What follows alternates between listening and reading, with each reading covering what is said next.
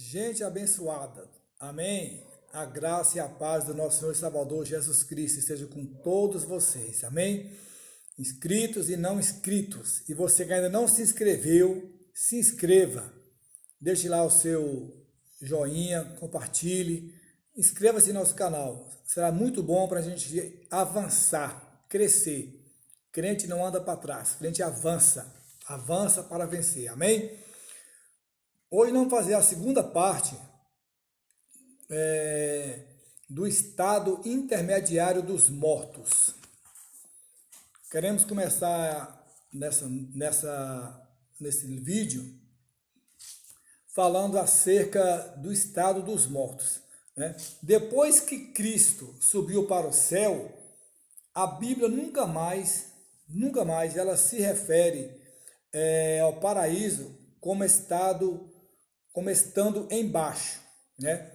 Desse ponto em diante, todas as referências do Novo Testamento falam da localização do paraíso como estando em cima, no alto, tá certo?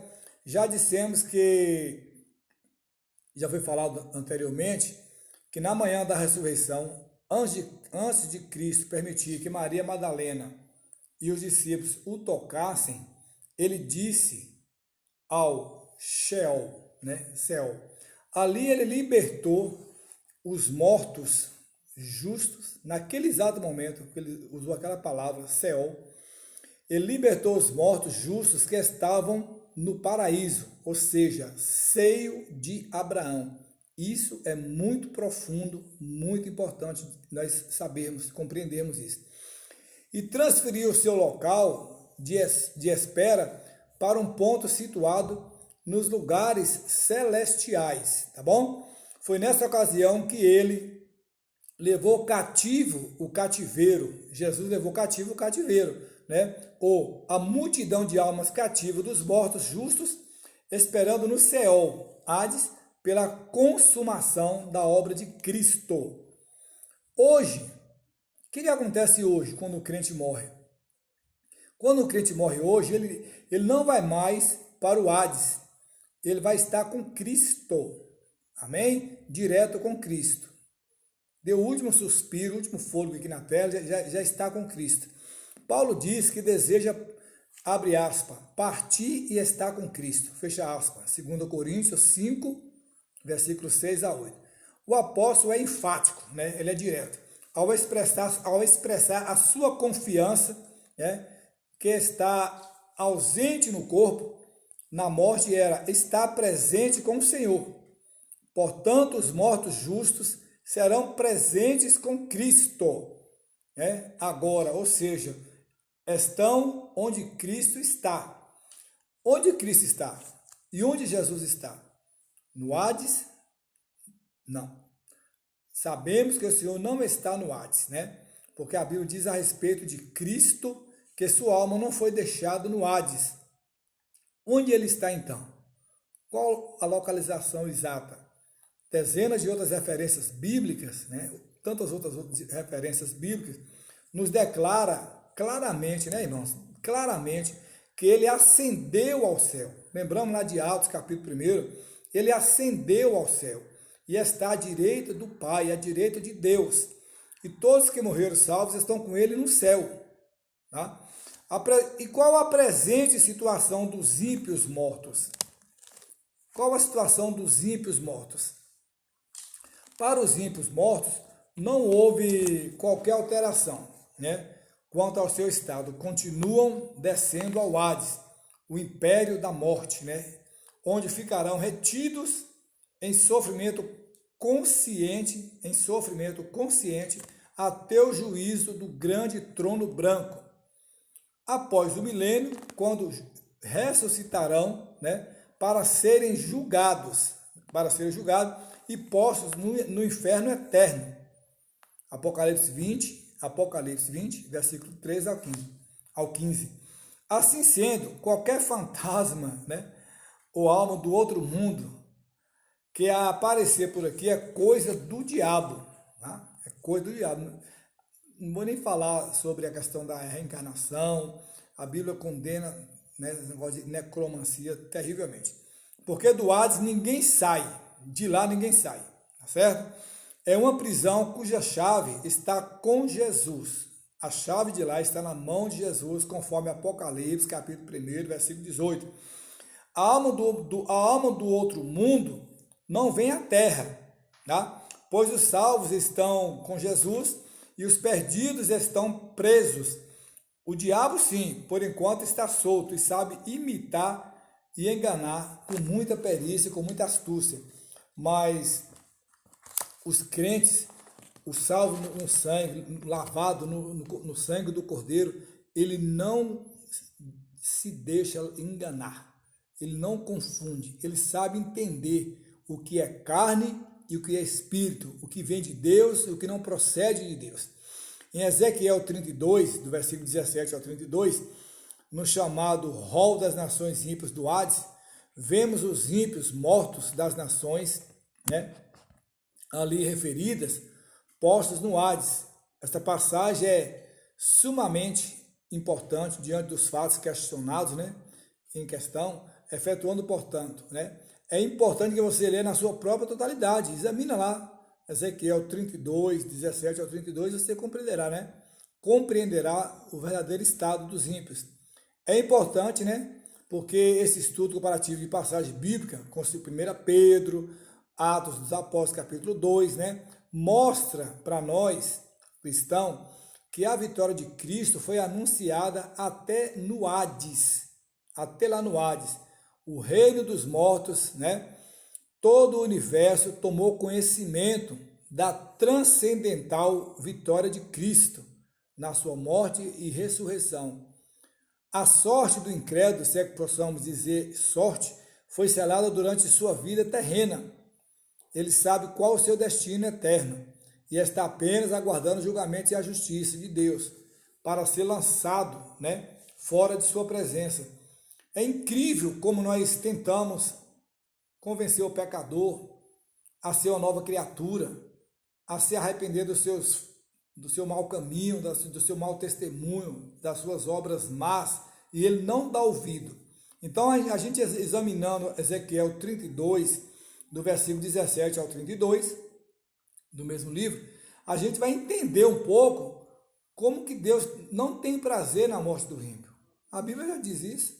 Deus é vontade, é desejo de Deus que todos se salvem, que todos cheguem ao conhecimento. Mas o incrédulo, infelizmente, ele não abre a mente. Muita corrupção, muito adultério, muito mau testemunho, tá certo? E o estado dos mortos, né, ainda, continuando aqui. Os escritores gregos clássicos, eles viam a morte como um sono, né?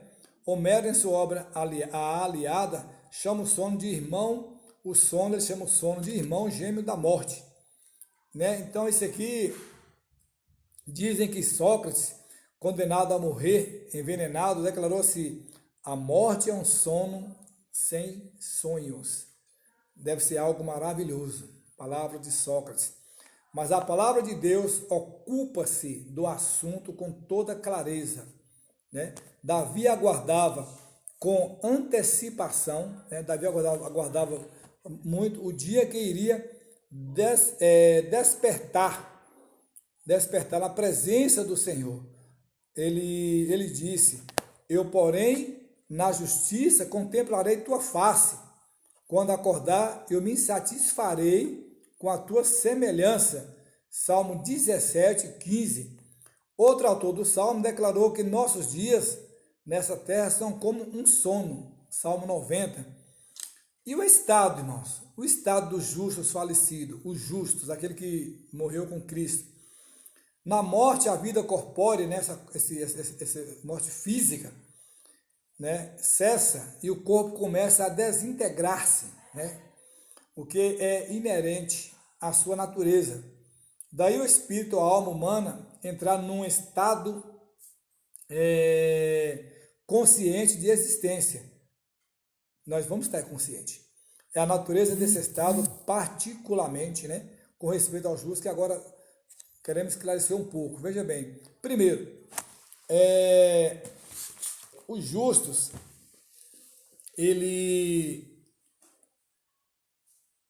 estão com Deus. Eles estão com Deus.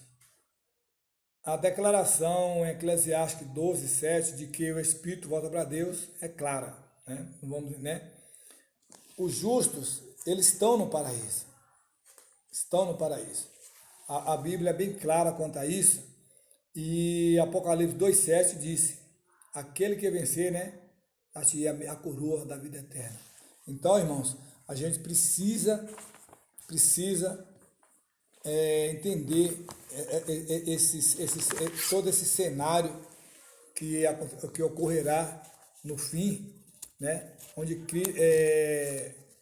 para que venhamos ficar mais firmes na presença. Ainda diz aqui que os justos estão vivos e conscientes, os justos desincorporados, né? Então há uma consciência, ele tem total conhecimento. Nós lembramos aqui no vídeo passado, acerca do estado dos mortos, aquela passagem lá de Lucas, né, onde fala do rico e Lázaro, tem total consciência, ele tem conhecimento de onde ele está. Quem morreu está no Hades, está em tormentas, ele tem consciência de onde ele está e por que está. E quem está no paraíso também tem total consciência do estado em que se encontra, tá certo? Em Mateus 22:32, Jesus declarou aos saduceus que Deus é Deus dos vivos, né? Sua declaração foi feita em referência às palavras dirigidas a Moisés na ocasião da sarça ardente. Eu sou o Deus de Abraão, o Deus de Isaac, o Deus de Jacó. Jesus interpretou essa declaração como significado que Deus estava dizendo: Abraão, Isaac e Jacó morreram há muito tempo, porém continuam vivos. Tremendo. Então, o próprio Cristo, ele atesta para nós aqui de uma clareza fenomenal, tá certo? Então, outro ponto que eu queria compartilhar com vocês: os justos estão em descanso, os justos desincorporarão. Essa declaração se baseia nas palavras de Apocalipse 14, que diz assim: bem-aventurados os mortos que desde agora morrem no Senhor, sim, diz o Espírito, para que descanse dos seus trabalhos. Então, continuando aqui, a ideia principal do termo descanso é a de refrigério depois do labor. Depois do labor. Então, por que não suportar tantas coisas, né? Porque a gente já é afrontado, questionado sobre o nosso ministério, sobre a veracidade da palavra de Deus em nossa boca. Quantos questionamentos, quantas dúvidas, né? Quantas perseguições já sofremos, mas vamos desanimar por isso? Não. Nosso descanso não é aqui. A nossa morada não é aqui. Outra coisa, nós temos a convicção, porque Jesus diz assim: eu vou para o céu e vou preparar-vos lugar. Então nós sabemos que ao descer a sepultura aqui, em Cristo, nós estamos descansados. A morte para nós é um ganho. A morte para nós é uma vitória, porque o nosso espírito voltou para o nosso Pai. É como se nós estivéssemos voltando para abraçar o nosso dono, o nosso noivo, o nosso Senhor. Amém? Que Deus nos abençoe. Tá? Eu espero que esse vídeo venha lhe trazer clareza entre o estado de mortos com Cristo e mortos sem Cristo. Com Cristo, descanso no seio de Abraão, já no céu de glória. Porque Jesus, no domingo de manhã, quando ele estava com Maria Madalena, que ele pronunciou a palavra Sheol, ali ele estava resgatando-nos para levar as almas para o céu. Tá bom? Então, e que você possa refletir sobre o seu estado espiritual atual. Como está o seu estado com Deus? Como está o seu relacionamento com Deus? A sua vida, a sua comunhão com o Senhor. Reflita nisso. É muito importante. E que o Senhor vos abençoe, vos dê graça e convicção de que sem um novo nascimento não tem vida eterna. Deus abençoe e até o nosso próximo vídeo. Amém?